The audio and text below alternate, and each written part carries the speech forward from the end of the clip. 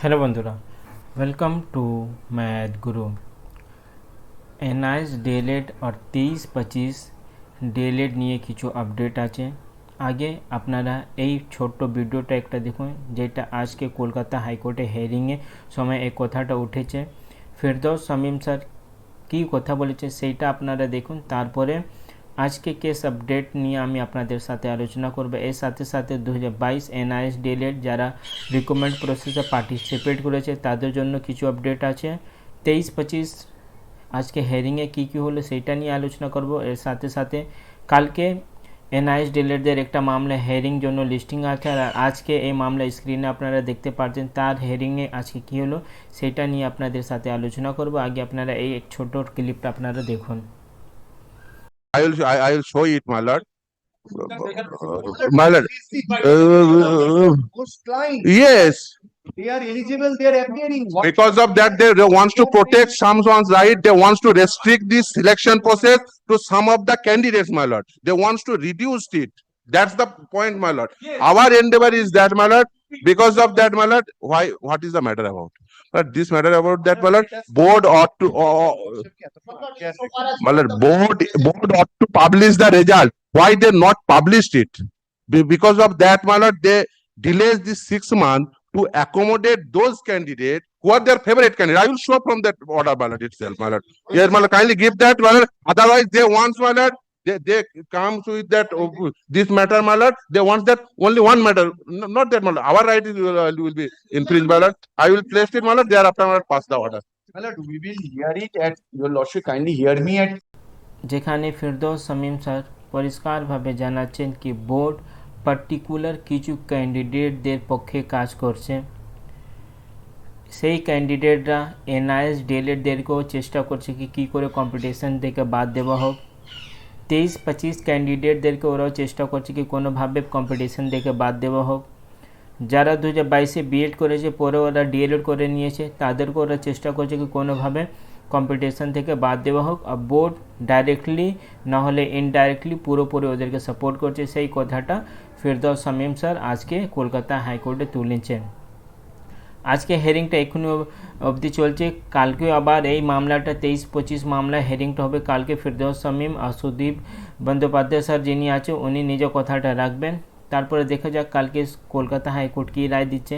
কিন্তু যদি আপনাদের মনে থাকলে 20-22 রেগুলার ডিএলএড যখন 2022 টিচার রিক্রুটমেন্টের সময় রিক্রুটমেন্টটা বের হয়েছিল, সেই সময় 20-22 রেগুলার ডিএলএডের পক্ষেই বোর্ড দাঁড়িয়েছিল। কিন্তু আজকে অলমোস্ট সিমিলার কন্ডিশন আছে, সিচুয়েশনটা একটু আলাদা আমি বলতে পারবো, কিন্তু সেম গ্রাউন্ড আছে। কিন্তু বোর্ড 23-25দের কলকাতা হাইকোর্টে গিয়ে ওদের বিরুদ্ধ করছে।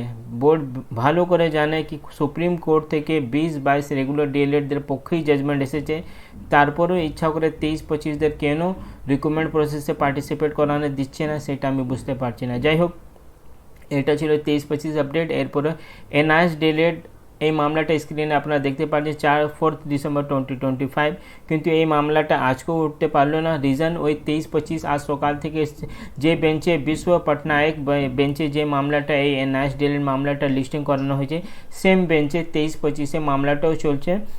আর সকাল থেকে একটাই মামলা সেই বেঞ্চে আজকে সারাদিন একটাই হিয়ারিং হচ্ছে, সেটা হলে 23-25 রেগুলার ডিএলএডের পুরোপুরি মামলাটা আজকে ওখানে হিয়ারিং হচ্ছে, অন্য কোনো কেস লিস্টিং হলোই না। এই মামলাটা আজকে 216 নম্বর সিরিয়ালে লিস্টিং ছিল, কিন্তু এই মামলাটা আজকে হিয়ারিং হতে পারেনি।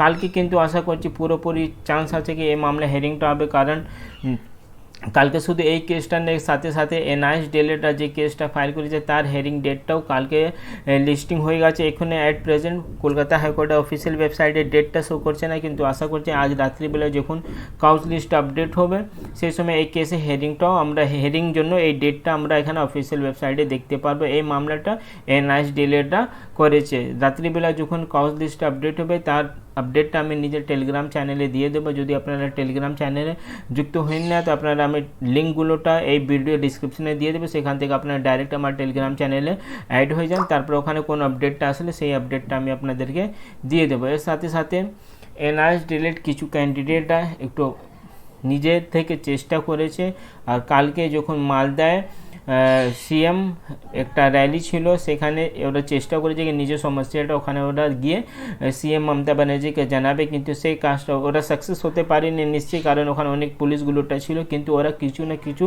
নিজের পক্ষ থেকে চেষ্টা করেছে, কিন্তু অন্য এনআইএস ডিলেটা কিছু করছে না। আপনারা আজকে এই কলকাতা হিয়ারিং আপনারা ভিডিওটা আশা করছি দেখেছেন, যেখানে কিভাবে বোর্ড হোক না হলে রেগুলার ডিলেটার হোক কোনোভাবেই কারোর পক্ষে এনআইএস ডিলেটদেরকে ওরা অ্যাকসেপ্ট করছে না। তাহলে বাড়িতে বসলে কোনো দিন এই সমস্যার সমাধান হবে না। কালকে কিছু ক্যান্ডিডেট আপনার টিএমসি ভবন যাচ্ছে, কিন্তু ওখানে কি হবে সেটা বলা অনেক মুশকিল, কিন্তু যদি এনআইএস ডিলেটদের এই সমস্যাটার সমাধানের জন্য প্রত্যেকটা ক্যান্ডিডেটকে নিজের পক্ষে থেকে কিছু না কিছু কাজটা করতে হবে।